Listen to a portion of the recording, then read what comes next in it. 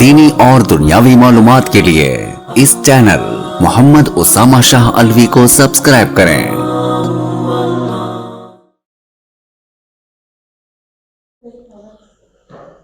نحمده ونصلي على رسوله الكريم اما بعد فاعوذ بالله من الشيطان الرجيم بسم الله الرحمن الرحيم قولوا لا الہ الا اللہ تفلحون، تم سب کہو کہ اللہ کے سوا کوئی معبود نہیں، فلاح پا جاؤ گے، کامیاب ہو جاؤ گے۔ سبحان ربک رب العزت عما یصفون وسلام علی المرسلین والحمد للہ رب العالمین۔ کل بیان کیا تھا کہ عبادت جو ہم کلمے میں جس عبادت کا ذکر کرتے ہیں کہ اللہ کے سوا کوئی عبادت کے لائق نہیں، اللہ کے سوا کوئی معبود نہیں، ان میں جو فرائض ہیں کلمے کے کہ اللہ کے سوا کوئی عبادت کے لائق نہیں، یہ کیسے کہنا ہے؟ اس طریقے سے کہ اس کلمے کو صحیح کر کے پڑھیں اور اس کلمے کو سمجھ کے پڑھیں۔ جو سمجھ کے پڑھنا ہے وہ میں نے اس پہ بات ہو رہی ہے کہ کلمہ شریف کے اندر جس عبادت کا ذکر ہے، عبادت کا معنی میں کئی دفعہ بتا چکا ہوں، ماننا اور عبادت ہے تین قسم کی، ایک زبان سے، ایک جسم سے اور ایک مال سے۔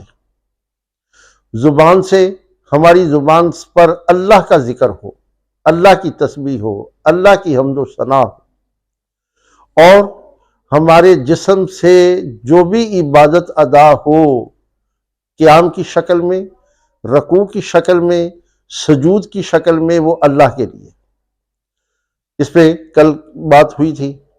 اب میں نے کہا تھا کہ مالی عبادت، مال خرچ کرنا، اس کے لیے میں پہلے ایک آیت پڑھ دیتا ہوں جس کے بارے میں اللہ تعالی شانہ ہمارے پیارے آقا رسول اکرم صلی اللہ علیہ وآلہ وسلم سے ارشاد فرماتے ہیں، قل ان صلاتی ونسکی ومحیای ومماتی للہ رب العالمین۔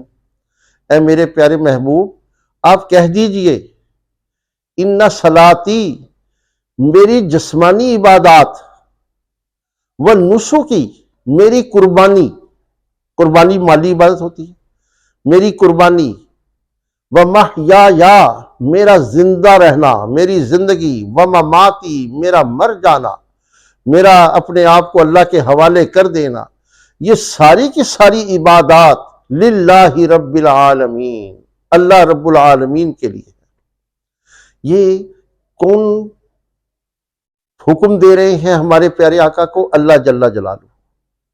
اور ہمارے پیارے آقا یہ اللہ تعالیٰ کے آگے اظہار کر رہے ہیں کہ یا اللہ، میری تمام کی تمام عبادات جو جسم سے ادا ہوتی ہیں، قربانی مال سے ادا ہوتی ہیں، حتیٰ کہ میری زندگی، میرا اس دنیا سے چلا جانا، فوت ہو جانا، یہ سارا کا سارا اے اللہ تیرے لیے ہے۔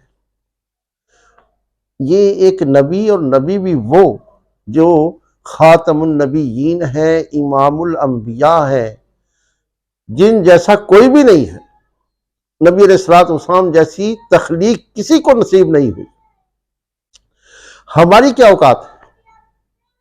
ہمیں تو اس چیز کو زیادہ اچھے طریقے سے ادا کرنا ہے کہ ہم اپنی تمام کی تمام عبادات اللہ کے لیے کریں۔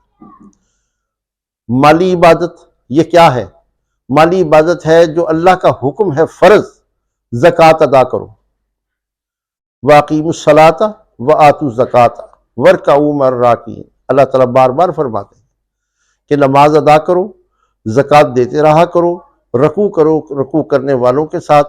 تو یہ جو مالی عبادت ہے زکوٰۃ، اس کے بارے میں اللہ تعالیٰ ایک اور حکم دیتے ہیں قرآن پاک میں مالی عبادت کے بارے میں کہ جو ہم نے ان کو دیا ہے خرچ کرتے ہیں اعلانیہ بھی اور چھپ چھپ کر بھی۔ اعلانیہ کون سی عبادت کرنی چاہیے مالی؟ جو اللہ نے فرض کر دی ہے. جیسے اللہ نے ایک نماز فرض کی ہے، نماز، اس کے لیے باقاعدہ اعلان ہوتا ہے اللہ اکبر اللہ اکبر، اذان کی شکل میں، حی علی الصلاۃ حی علی الصلاۃ، آؤ نماز کے لیے، آؤ نماز. اس میں پھر ہم سب مسلمان جو ہیں اپنے گھروں سے نکلتے ہیں، باوضو ہو کر نکلتے ہیں اور مسجد میں آتے ہیں، محلے والوں کو دکھا کے آتے ہیں. کیوں؟ کہ اللہ کا حکم ہے، ماننا ہے، علی اعلان آتے ہیں. لیکن جو نفلی عبادت ہے، اللہ فرماتے ہیں چھپ کے کرو، اپنے گھروں میں، تہجد کے وقت، رات کو، اللہ کے سوا کوئی نہ دیکھ رہا ہو. نفلی عبادت جو ہے یہ چھپ کے کرنی چاہیے، اور جو فرضی عبادت ہے یہ علی اعلان کرنی چاہیے. اسی طرح زکوٰۃ جو ہے یہ علی اعلان دو، سب کو کہہ کر دو کہ میں زکوٰۃ دے رہا ہوں. اس سے یہ فائدہ ہوتا ہے کہ دوسرے لوگ جو ہیں، وہ جو امیر ہیں، مالدار ہیں، وہ دیکھیں گے تو ان کو بھی شوق پیدا ہوگا کہ ہم بھی زکوٰۃ ادا کریں. اور جو چھپ کے عبادت ہے، نفلی عبادت مالی، جو مال خرچ کرنا ہے اللہ تعالیٰ کے نام پہ، وہ چھپ کے ادا کی جائے. وہ کیسے؟ کہ نبی علیہ الصلوۃ والسلام کا فرمان ہے کہ ایک ہاتھ دے رہا ہو تو دوسرے ہاتھ کو بھی پتہ نہ چلے. وہ کون سی عبادات ہے مالی؟ نفلی عبادت. وہ نفلی عبادت اس طریقے سے دینی چاہیے کہ کسی کو کانو کان خبر نہ ہو، اللہ جانتا ہو، اور بندہ جو ہے وہ ضرورت مند کی ضرورت کو پورا کر دے. یہ ہے نفلی عبادت، یہ چھپ کے کرنی چاہیے. بہت سارے لوگ وہ کرتے ہیں، لیکن بسا اوقات ہماری مسجدوں میں بھی اعلان ہو جاتا ہے کہ جی فلانی تاریخ دا ہو گیا تے آ کے جنا گلے دے وچ پیسے پا دیو. ہر مہینے اعلان ہوتا ہے. حالانکہ اگر ایک لحاظ سے دیکھیں تو وہ نفلی عبادت ہے، وہ نفلی عبادت ہے جو یہ مہینے بعد کرتے ہیں. اگر اس کو چھپ کے کریں تو زیادہ اچھا ہے. اور دوسرا یہ ہے کہ وہ اس میں نام جو ہے وہ اللہ کا نہیں لیتے، کسی اور کا نام لیتے ہیں. میں اس کا ذکر نہیں کرنا چاہتا، کیونکہ میرا جو کام ہے وہ کسی بات کو اختلافی رنگ دینا نہیں ہوتا، سمجھانا ہوتا ہے. ہمارا مثال کے طور پہ 10ویں والے دے نام دا، میں ایک مثال دے رہا ہوں، حالانکہ 10ویں والے کے نام کا نہیں، وہ کوئی اور نام لیتے ہیں. 10ویں والے دے نام دا، بھئی 10ویں والے کا نام نہ لو، آپ کو اللہ کے نام پہ. جب ہمارے پیارے آقا کہہ رہے ہیں کہ میری ساری کی ساری عبادات اللہ کے لیے ہیں، مالی عبادت بھی اللہ کے لیے ہے، تو ہم اپنی عبادات جو ہیں مالی یہ اللہ کے نام پہ کیوں نہ کریں؟ ہماری مالی عبادات بھی اللہ کے لیے ہے.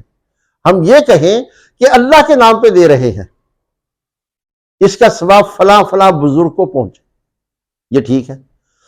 اور اکثر ہم جو ہے چونکہ ہمارے پاس علم نہیں ہے، ہماری توجہ اس طرف نہیں ہے، اس لیے ہم اپنی لا علمی کی وجہ سے ہم غلطی کر جاتے ہیں. مثال ایک غلطی ہم اور کرتے ہیں، میں آپ کو وہ بھی بتا دیتا ہوں. یہ اصلاح کا مقصد ہے کہ ہماری اصلاح ہو جائے، ہمارا جو ہے کوئی اچھا ہو جائے. قربانی کے دنوں میں دروازے پہ بیل بندھا ہے تو کوئی پوچھتا ہے جی یہ بیل لیا؟ ہاں جی بیل لیا جی. کس واسطے جی؟ اے ابے دے نام دی قربانی کرنی ہے، اے امی دے نام دی قربانی کرنی ہے، دادا جی دے نام دی قربانی. یہ نہیں کہ لفظ بولنا چاہیے، یہ کہیں کہ اللہ کے نام پہ قربانی کرنی ہے. اس کا ثواب ہمارے دادا جی کو بھی پہنچے گا. ایک حصہ ہم نے ان کا رکھا ہے، ایک حصہ والد صاحب کا رکھا ہے. اللہ کے نام پہ قربانی کرنی ہے، اور اس کا جو ہے ایک حصہ جو ہے وہ ہم نے رکھا ہے دادا جی کی طرف سے کہ ان کو اس کا ثواب پہنچے. ایک والد صاحب کی طرف سے، ایک والدہ صاحبہ کی طرف سے، ایک میں اپنی طرف سے کر رہا ہوں. یعنی کہ یہ ہے اصل طریقہ. یعنی کہ یوں کہنا چاہیے کہ میں اللہ کے نام پہ کر رہا ہوں، یہ دیگ میں پکا رہا ہوں اللہ کے نام پہ، اس کا ثواب جو ہے میرے مرحوم والد صاحب کو پہنچے. میں یہ کھانا دے رہا ہوں اللہ کے نام پہ، یہ اس کا ثواب جو ہے یہ میرے والدہ مرحومہ کو پہنچے. پھر جو ہے یہ عبادت ٹھیک ہو جائے گی. لیکن ہم جو ہے اپنی لا علمی کی وجہ سے ہم کہہ دیتے ہیں کہ اے جڑا نا اے اسی ابے دے نام دی کر دے پے ہیں، اے امی دے نام دی کر دے پہ، وہ غلط ہو جاتا ہے۔ اللہ تعالی شانہ قرآن پاک میں صاف فرماتے ہیں انما حرم علیکم المیتۃ والدم ولحم الخنزیر وما اہل بہ لغیر اللہ، اللہ نے حرام کر دیا ہے مردار، مرا ہوا جانور، ولحم الخنزیر، خنزیر کا گوشت، خنزیر ہے ہی حرام مستقل، انما حرم علیکم المیتۃ والدم، اور بہتا ہوا خون، وہ اگر بہتا ہوا خون ہے وہ استعمال نہیں ہوگا، وہ حرام ہے، ولحم الخنزیر، خنزیر کا گوشت، وما اہل بہ لغیر اللہ، اور ہر وہ چیز جس کے اوپر اللہ کے علاوہ کسی کا نام پکار دیا، جس کے اوپر اللہ کے علاوہ کسی کا نام پکار دیا۔ اگر یوں کہہ دیا کہ ابے دے نام دی، امی جی دے نام دی، نہیں بھائی، یوں نہیں کہنا، یہ کہنا یہ ہم دیگ پکا رہے ہیں، یہ ہم کھانا پکا رہے ہیں اللہ کے نام پر، اس کا ثواب جو ہے وہ ہمارے والد مرحوم کو پہنچے تو پھر جائز ہو جائے گا۔ اور اگر ہم نے یہ کہہ دیا کہ یہ جو ہے ابا جی دے نام دی ہے، تو نام جو ہے اللہ کا ہے، یہ شرک ہو جائے گا۔ اس لیے یہ ہے چھوٹی چھوٹی باتیں لیکن بڑی اہم باتیں ہیں، ان کو کوشش کرنی چاہیے ان کو سمجھنے کی، اور انشاءاللہ اب وقت ہوا چاہتا ہے، میں انشاءاللہ باقی باتیں کوشش کروں گا، کل بتاؤں گا۔ اللہ تعالی ہم سب کو عمل کی توفیق نصیب فرمائے۔